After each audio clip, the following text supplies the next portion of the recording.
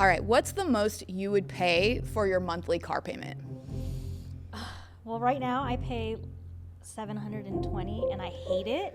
Whew. That's the most I've ever paid for a car payment. Girl. Yeah. I'm deciding if my 0 car payment is worth giving up. So today we're talking about, are new cars worth it? Let's talk about it.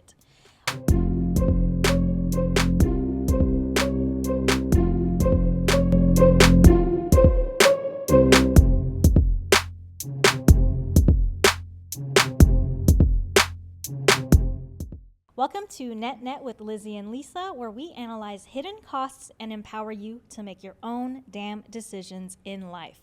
Each episode covers a different facet of life, and at the end of each episode, we each give our takes on whether we think something is net positive or net negative. I'm Lizzy, a strategist and consultant with almost 20 years of experience in finance and investing.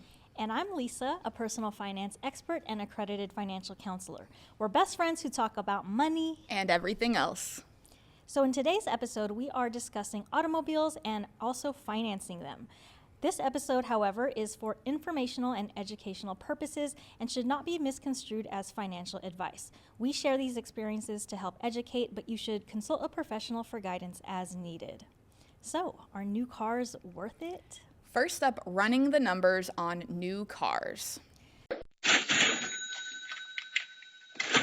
So according to Kelley Blue Book, the average new car buyer in America paid $48,247 in November of 2023 compared to an average of $26,000 for used cars. Damn, that pains me. Yeah, That's a lot. So that's like more than 20K. I think my frame of reference is like back in the 2000s. Yeah, obviously it fluctuates depending on the timing and stuff. Seems like a lot. All right, and as part of the dollar figure for new cars, the average non-luxury car sold for $44,417. All right. So that's not even a luxury car. Yeah. Man, this inflation, y'all. Crazy. So Progressive.com says that it's hard to estimate how much a car depreciates, but they estimate that within the first year, many cars will lose up to 20% of their value. After that, they may lose about 15% more per year until about the 4 or 5 year mark. Damn. Yeah. So 5 years, you barely got any value left. Yeah, barely any value. Better hope that car lasts. Shit. Man. All right, according to Bankrate, the average monthly payment for a new car is higher than for a used car. In the second quarter of 2024, the average monthly payment for a used car was $525, and for a new car, it was $734. Spot on. That's like that's my car payment right there. Man. All right, now when it comes to insurance, Market Watch says that it's generally slightly cheaper to insure used cars. Insurance for new cars is usually more expensive because they cost more to repair and have higher values than used cars. Makes sense. Yeah. We all know there's more to life than numbers and statistics, so let's talk about it. Are new cars worth it? Well, I think first there's new versus used, and then there's new versus keeping what you already have. Right. And so for me, I'm thinking of this conversation as buy a new car, whether it's pre-owned or brand new, versus keep the car that I have that's paid off and that's perfectly functional. Okay, that's so the lens I'm approaching this with, Okay. but we can talk about both. Right, so you're thinking of replacing the current car you already have, whereas there's the other discussion of you don't have a car, but you need one or want one, and you're deciding between new versus used. Yeah, I think they're both important discussions. Yeah, for Okay. sure. Good. All right, so we talked about some of the financial costs just in general of a new car. This is a big purchase, y'all. I don't know why this is like so surprising to me. I've been looking at cars, but I think the fact that these are averages, like I think my frame of reference is like, oh yeah, you can get a new car for like 20 grand. Apparently not. Because when's the last time you bought a car? 10 years ago, yeah. Right. Exactly. That's what I was thinking of too, is like how ridiculous these car prices are. When Alan and I bought a new one a year and a half, 2 years ago, we bought a new one, and the last time I had been in the market for a car was 10 years prior as well. So that's why I'm like, how did everything double up? I think I remember my mom was shopping for a new car, and I remember during COVID, I feel like everything really spiked. Obviously, we know inflation overall really like went crazy in 2020, 2021. And I think that like especially hit the car industry because there were all of these supply chain challenges. And so I feel like that's part of it. And like once it goes up, it's never coming down. Yeah, which is annoying. That's wild. Yeah, things can appreciate, and then when we get into possession of them, they depreciate and we can't sell it for the same thing.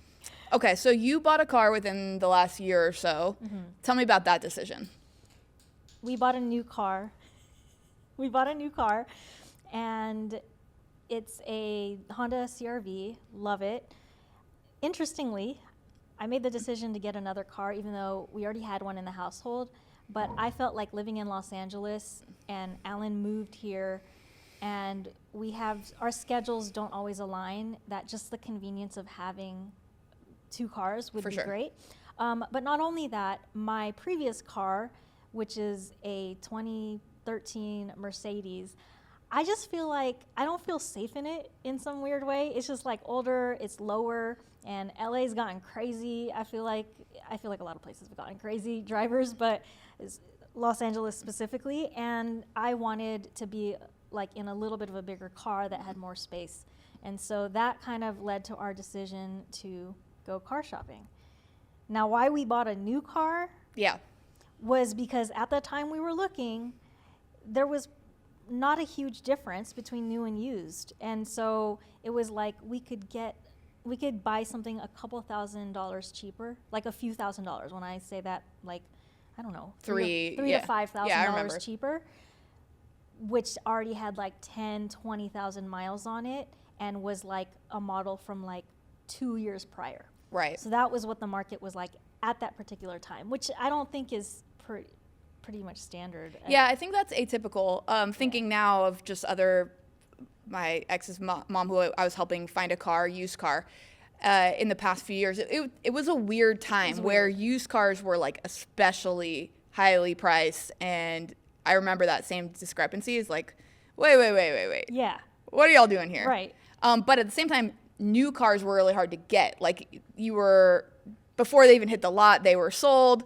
There was a lot of supply chain issues, so I think that grew the demand for used cars, and they were able to price them that way. Yeah. But I definitely think that's atypical. Specific to us too, we were also deciding, we kind of wanted to get an electric car. Mm-hmm. We ended up getting a hybrid, which we love. Like we have to get gas, but rarely. Like it lasts very long. Like it gets a lot of mileage, and so that was important to us too. And when you're looking for something specific, like we wanted a hybrid car, for sure, then it's even harder to find what you want in the used market as well, which is crazy because we live in such a huge market, but I guess where there's more people here too to compete against. And it's such a commuter city, for sure. Yeah. I remember specifically what you described with Alan moving here, and especially because he's come from walkable cities where like a lot of his sense of independence and like kind of personal power came from being able to go anywhere at any time. Mm-hmm. And I think that was like a big driver of that decision, which I fully support, and it's not something someone would typically consider. Yeah, I absolutely. Because like I said, it wasn't going to be too hard for us to share a car because we both work remotely, and, it just takes a little bit of communication to figure out who gets the car when. For sure. But yeah, I think there was no question about it. It was in the middle of nice to have and what's the other? Need. Want, need? I don't know why I couldn't go. Must have. Must have. That's the one. My vocabulary is not vocabularying today. You're good. You said atypical also, and I was trying to find the word for that. I said not so standard. Not so standard. My vocabulary, you guys. Oh, tripping. I got you. That's what I'm here for. Okay, have you ever leased a car? No. Which is funny because my name's Lissa. Girl. Sorry. No, because I don't know. It's like I hear lease all the time. People call me Lease. Yeah, I call you Lease. Yeah. Anyway, no, I have not. Have you? I haven't. And it's something I had never really considered in the past. It just seems silly to me because I'm like a buy and hold kind of person when it comes to cars. I'm not, like, I don't need the new model all the time, that kind of thing. However, I will say that's actually something I've considered in the past 6 months or so. So I have a car that I bought brand new 10 years ago. It'll be 10 years in December. At the time, it was like my first new car that I purchased by myself. I, got like the nice package or whatever. And it's a great car. It's a Subaru Crosstrek. Runs amazing. It's going to last forever, knock on wood. But it's just kind of beat up.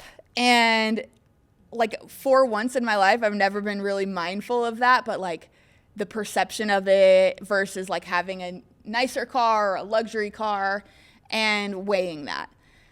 So I'm considering buying something new in the midterm future. And I was considering leasing because I'm kind of like, well, why don't I just like have something fun for a year or two, right? Yeah. Like a sports car or something, and I don't have to like really commit to it. But just financially, I'm like so practical. It has always just seemed like doesn't really make sense. Well, interesting you said that about perception.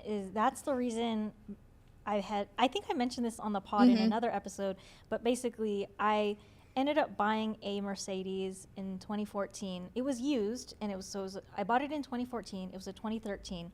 It only had 7,000 miles on it, so I got it like at a good rate too. I can't even remember what the price was, but part of the reason I got that was I was working in Beverly Hills, and like I was rolling up. It wasn't even a hoopty, but I was rolling up in like my 2004 Honda Civic to work every day, parking next to like these like Porsches, Lambos, and I'm like, it wasn't so much that I was embarrassed, but I just felt like, you know what, I'm making more money now. Why shouldn't I get a new car, and could be a luxury one if I wanted to, and which is interesting because I never understood leasing, like the benefit of it, because I too like always liked to own property. Yeah.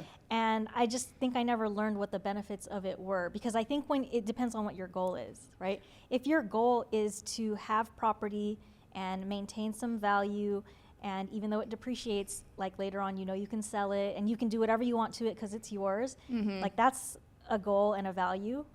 Whereas leasing, there's other benefits to leasing where you don't own it, so you don't have to worry about it so much, but you can, have a lower payment potentially for a nicer car that you don't have to fully pay off. You can, get service regularly from whoever you're leasing from. For sure. Right? There's benefits like that. Yeah, I think a lot of it comes down to if you're going to pay it off. Say you have a 6-year auto loan, right?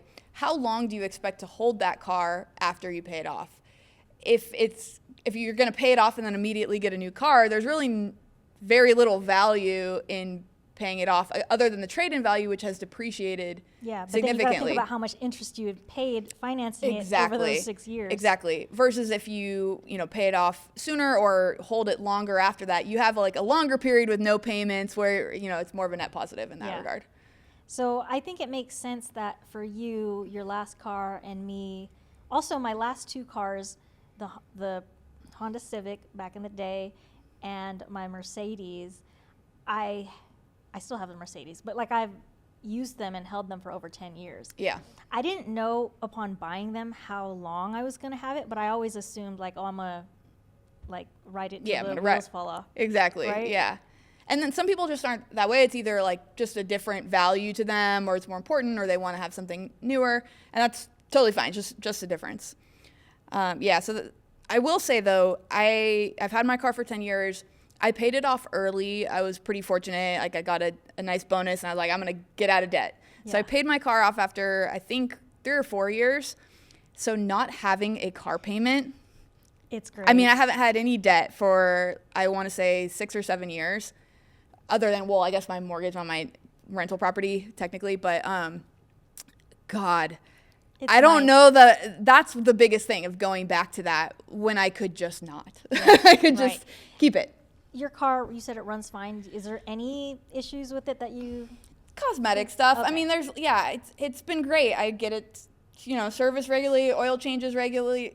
I had to get the brakes changed after 9 years, tires, but just normal maintenance stuff. I haven't had any engine issues or anything. Subarus, they run forever. So it's really just like it has leather seats, they're starting to tear, they're dirty, there's dents and scratches and stuff like that. Yeah. What is your interface monitor in your car like? Okay, so this is funny that you say that. So I actually, now that I'm remembering, I bought it new to me. I bought it in December 2014, and all the 2015 models had come out, but I bought the 2014 because it was significantly cheaper. So it wasn't used, but it was like the old model. But that was the big difference. So it has like Bluetooth, which was not fairly new at the time, and it has like, a screen and whatever backup camera, but it's like very rudimentary compared to what you have now. Yeah. The whole system is really annoying to deal with, and like, definitely not like Apple CarPlay or whatever, okay, nothing like that.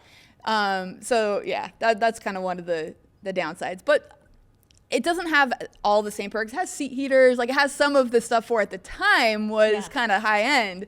It's just 10 years old. Yeah. I kind of want to get into, I shared my experience of like why in the past I felt like I had this great running car, Honda Civic, for 10 years, but I felt the need to upgrade to a nicer car. I see this often as a financial counselor where, one of their biggest expenses is their car payment, and it was avoidable. At least, some people count a car as a necessity, which I'm sure it is. You have to transport your family. You have to get to and from work, right? There's reasons to have a vehicle to get you from point A to point B. But oftentimes there comes in that other need that, we want something that we like visually, that we like how it runs, like all these extras on it, it's weird because like a car, like when you're doing your budgeting and you're like doing your expenses, there's needs and wants typically. Yeah, for sure. The car payment is usually a mix of the two, right? Because if you had a base level need, you could get a hoopty, but as long as it runs safe.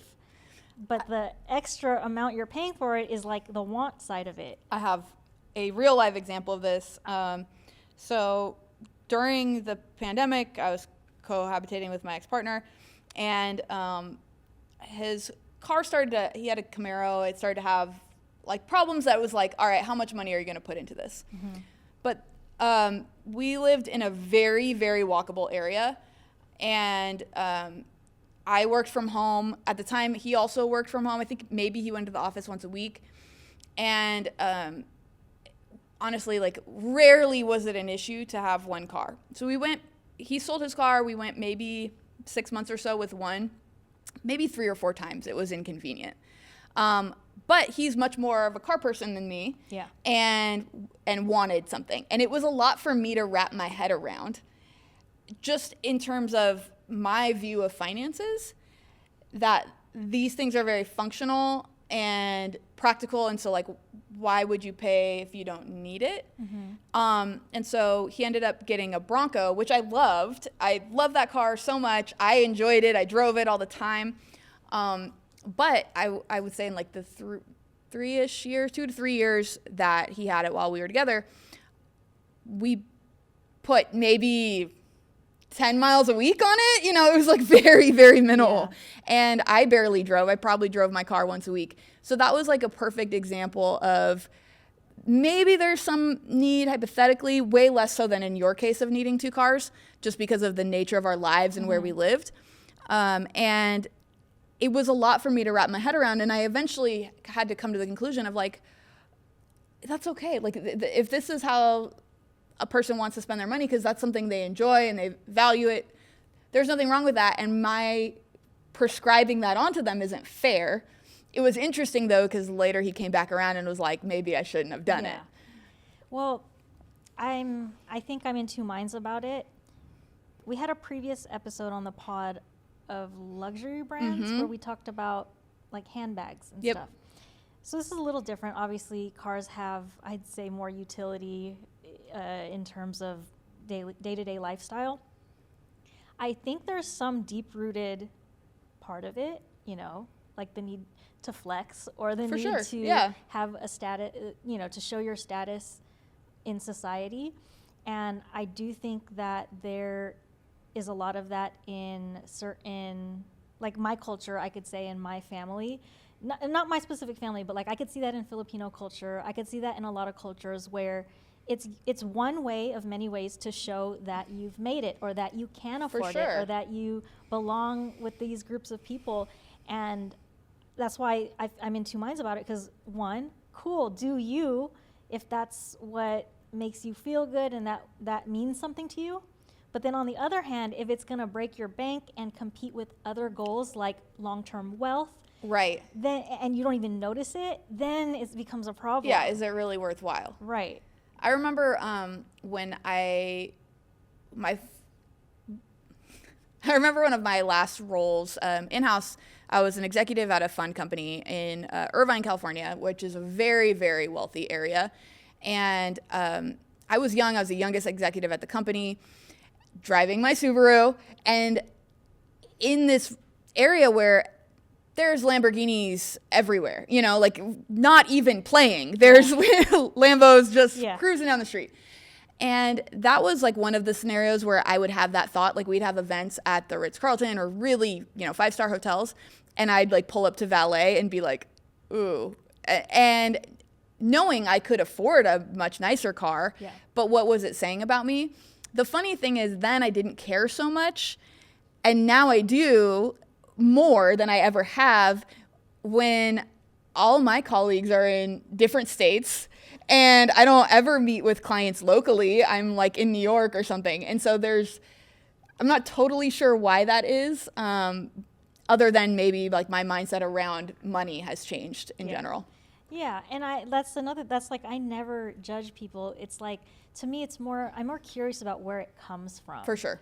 Like, who are you do you want to, there's always these people, actually, financial influencers who are like, yeah, like you're always spending money on things to impress people that you don't even like. Yes. Or that you don't even care about. Mm-hmm. So that's one end of the spectrum. If you're doing that, like, come on, let's talk about it. Let's check yourself, because those people you don't care about are not important. Yeah. And your future finances are, like your individual goals. But then there are those other needs where it's like, no, I just love driving my car. If I have a long commute, driving a car that I like, and I love the interior, I love the system, and that's going to I feel like I've earned this. Or I've earned it, and that's what makes me happy, then I'm going to do it. Yeah, no, I totally get it. But I also think it's important to think about the trade-off. If you're not in a situation where you need a new car, which is a very common and valid thing. So, $750 a month or more, definitely depending on the car, what could you use that on instead, especially if the car is a nice to have? Yeah. And I think that's the thing that gets me, of like even just saving that or investing that, or that's a trip. Or, so it's interesting when you weigh it out that way. I think we assign certain values to, different categories, and we don't always compare them. Mm-hmm. Right? So like $700 for rent, super cheap. $700 for a car seems expensive. Yeah. Right? And it's relative value. But when you put it into like, oh, that's fun money, or that's a dining out budget, or any other possible use. 2 months of that is your emergency fund, your college fund for your kids. There's all these different ways that you could reallocate that make it really interesting. Yeah.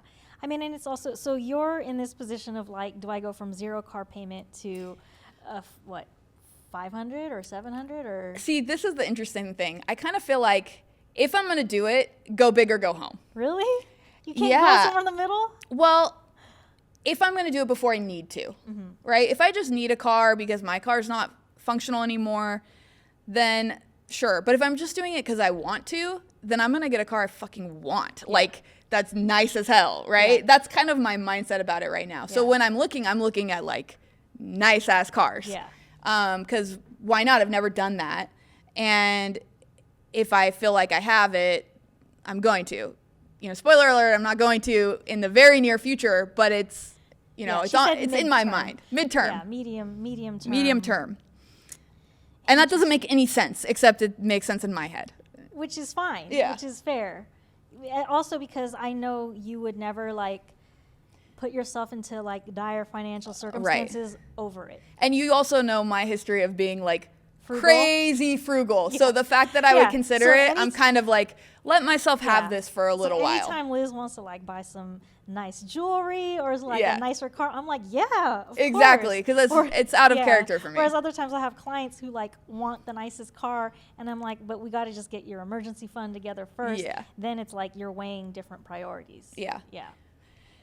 It's a trade-off. It's a trade-off for sure. So obviously, the obvious financial cost of getting a car, whether you're replacing your car or just deciding between what level of car, super expensive or not expensive, that's a financial cost. But what are other costs associated with getting a new car? I think we've alluded to the social costs and benefits, I guess you could say. Just the perception and what it communicates about you and how that can affect you positively or negatively. And something we haven't specifically keyed it in on is like, I think sometimes if you get a new car, especially like a nicer one, people are like, oh, they got it like that, right? And maybe make assumptions about you or expect things from you. Or like, this is a real life example that I've experienced of someone got a new car, but like owed me money. And I know why they got a new car, and it actually wasn't an issue, but that can be a real thing, right? It was like, if you need it, I get it. But that's an interesting dynamic. Because unlike many things that you, like, let's say someone owes you money, and we don't know what they're doing on their day-to-day, what grocery store they're going to, what expenses they're doing.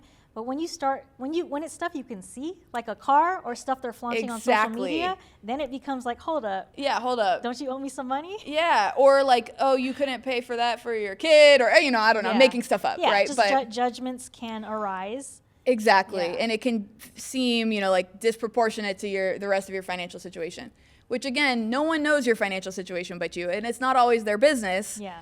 But that's a cost. There are signals that give people signs, and they can make assumptions. Yeah. And sometimes those affect you, sometimes they don't. Yeah. Something I thought of about getting a new car is, for a long time, I always thought like, one day I want like a yellow Lamborghini, or like I want something cool that stands out. Yeah. That is going to be fun to drive, but also stands out. I don't know what it is in my later years, in my 30s. You've mellowed. Now that I'm in my 30s, like, I don't want to be noticed. I want to have a car that like fits in, because I don't know, like for safety issues, or I just don't want to stand out. That's a whole other thing that we've talked about. That's been a journey for you of being quieter with your presence. Yeah. So I definitely see that in other ways too. I think there's a lot there to unpack. There's a lot to unpack. Yeah. This is not the episode. Yeah. But another thing that made me think of that really applies for me, because you know how I am. I've talked about it on other episodes. You saw me trip when I was walking up to the chair right before we started recording. Yeah. I am hard on stuff. Yeah. I break stuff, I scratch stuff, I ruin stuff without trying. It's just the nature of myself. And so something new, it's like, damn, the disappointment, the first scratch, you're like, you have to like have kid gloves. Whereas like my car right now, I beat that thing up. It is functional. I've had like 12-foot turf crammed into it. I've had like, it has been through some stuff, which is great in a totally different way. That's funny. There's this one curb kind of near my house that it's just like a weird turn. So like, if like in my older car, the Mercedes, this 10-year-old car, if I like hit the curb a little bit on the turn, it's a weird turn. Like, you have to really be focused and make your turn wide as fuck so that you don't like just clip it with the tire. And so like when it's the Mercedes, I'm like, oh, oops, right? And then the very first time I did it with the new car, I was like, no, right? Like, oh my god, did I mess up? For real? And then let alone if someone else like backs into you or something, and then it's out of your control, and it's like, oh my god, my perfect car's ruined. Yeah. So there's emotional ties. With with the more tied you are to your car, especially when it's new and you've spent you're spending more money on For it. So it's all sure. intertwined. It's right? all intertwined, The yeah. more you spend on it, the newer it is, the more you are connected to it, then Yeah. the higher the emotional toll if something negative happens around it. Yeah, absolutely. And the stress of just having the payment, Yeah. making the payment, the insurance potentially going up. You know, there's like a Yeah. lot of Yeah. emotional factors. So on the opposite end, so on the new versus used scenario, I remember this was during the pandemic. Someone I was dating, they ordered a car like online. Like I don't Okay. know why he thought it was like, I don't know. He just thought like they're fine. Like they do all the checks or whatever. Okay. So he ordered a new car and like he was just thinking of getting a car, and then like literally in 2 days a car got delivered. And I was like, okay. But like the back seats, and it was like a SUV, but the back seats were like, they were not like connected to the car or something. It was like, I don't even think these seats matched the car. So I was like, okay, in a scenario like that, like I don't care how much you saved getting a used car over Yeah. a new car. I would prefer the new car because I know where it's been. I know For sure. it's been nowhere. It's been straight from the manufacturer. Yeah. So those are like costs to weigh between new and Absolutely. used. I think that's improved. There's been a lot more transparency with like Carfax and logging services and stuff. But still, you don't necessarily know if that's accurate, if everything is reflected, if the service history is all Yeah. there. Yeah, those are big considerations. If someone were to give you a used car at like half the market value because someone had died in it, would you buy it? Probably. That stuff doesn't bother me. Oh. Yeah. I'm not worried about Dang, that. I can't ask you any. I know, I'm not afraid of hypotheticals. You're just like, yeah, of Yeah, course. sure, why not? Whatever. Boring. Boring. Oh, it's funny. Shit, I had a thought and I lost it. So, cars throughout my life, it's interesting. I've only literally bought 3 cars. By only, I mean like I've been driving for over 20 years. Yeah. So They've been long lasting. yeah, so they've been long lasting. I am not the kind who like switches it out all the time. Mm-hmm. My sister, on the other hand, I swear every time I go to visit, they got a new car. I should actually ask her like what the reasoning is behind Sure. it. Sometimes it's because they're like, oh, we need a bigger car for the kids. Mm-hmm. Like they'll get a van, but then sometimes they'll be like, oh, well that van like didn't have, good monitors for like long road trips for the kids to watch TV in the back. Right? There's like so Yeah, many and some people are that way. They're like, I don't like it, I'm gonna swap it out. Yeah. Let's go. So in that sense, there's less emotional ties, Mm-hmm. but that makes it where you're more flexible to like, if you want something new, if you see something new. That you like. Yeah. Yeah, for sure. And everyone's different. I had my old boss was the first person that kind of brought me into the lease awareness. Yeah. Because he would always lease a car. So usually I think he'd do like a 2-year lease. But yeah, he'd swap them right out. And at first it was like luxury cars, and then he kind of like downgraded, but to like a higher end, non-luxury car. Yeah. But I was like, oh, interesting. That just didn't matter to me. I think it was more of like a commitment issue. Yeah. But it's kind of Probably. funny. But the reason I'm the opposite is I think because like growing up, my parents, like our cars were like our family cars, our house. Yeah. Like, like we didn't switch them out all the time. It was like when they finally were able to save to get a car, that was going to be the car forever. Yeah, I had that for sure Yeah. growing up. And I think that's a little bit of a scarcity mindset from growing up with not a lot of money. And I think that tends to go 2 different ways. One is like you kind of maintain that and you're buy and hold. And the other is like, I don't have to do that no more. Yeah. So I'm going to swap it out. Yeah. So what are alternatives to getting a new car? Let's assume that obviously people need transportation, and some cities don't have great public transportation. I think the big thing, it depends on where you're located and what your lifestyle is, like where you need to go. Speaking from living in Los Angeles, it is such a car culture, but I have actually had several friends, and some that you know as well, get rid of their car and go, like all Uber Yeah. or public transportation, probably less so just given the way it works in this city. But that has opened up a lot of flexibility in an environment where people would not have thought that possible. Yeah. It's so big. Yeah, actually, one of the homies, I remember he gave up his car for a couple years and said he Ubered everywhere. And when he told me that, and I couldn't believe it because I would never imagine that for me in LA. I did some quick math, and saw that it was actually more affordable than what I'm paying, because you take your car payment if you have one, your insurance, maintenance. Sometimes people have to pay for parking, gas. Yeah, all those things add up. Like, you could easily cut, your budget down, your transportation budget in half in some instances by just doing rideshare. And especially if you don't go into the office every day, or maybe your office is walkable, or like the everyday transportation is minimal. So then it's like just occasionally. Yeah. That's a big difference. And then now I had thought about that, but my family lived 40 miles outside of the city, and I was going there regularly. So that's tricky, and that's like a big Uber. Or if you want to do a road trip or something. But now there's things like Turo, where you can rent a car for a day pretty conveniently. So there's just way more options for that. And then obviously like bikes and scooters and all kinds of stuff. That's living in a big city, even if it's not a super great public transportation city. Yeah. In small cities, that can get challenging just because of the availability of Ubers, which we kind of talked about on a prior episode. It's interesting to think, because if you think about the entirety of the United States, it varies so much. Like, some cities, things are spread out. Some things, some places, everything is easy to get to. Mm-hmm. And then some places have public transport, some don't. Yeah. So it really just depends. And that's why there's not really a straight answer of should you be paying these $40,000 plus amounts for cars? It's hard because it feels like a necessity. Yeah, for sure. And to kind of key back on that public transportation note, I think it's something that a lot of people in our generation kind of knock, depending on the environment, right? And maybe in New York City, Chicago, not so much. Here in LA, for sure.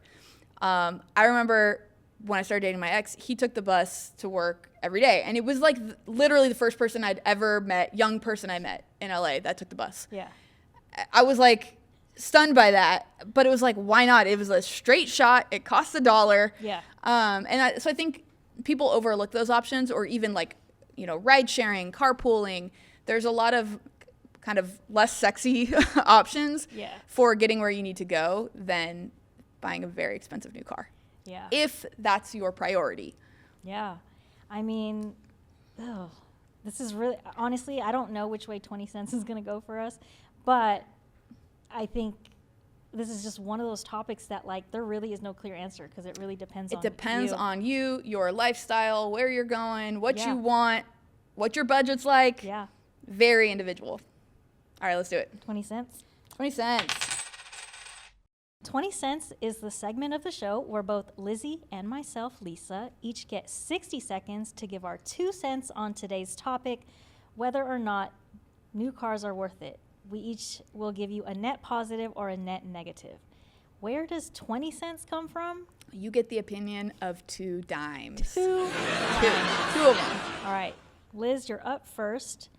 Are new cars worth it for you?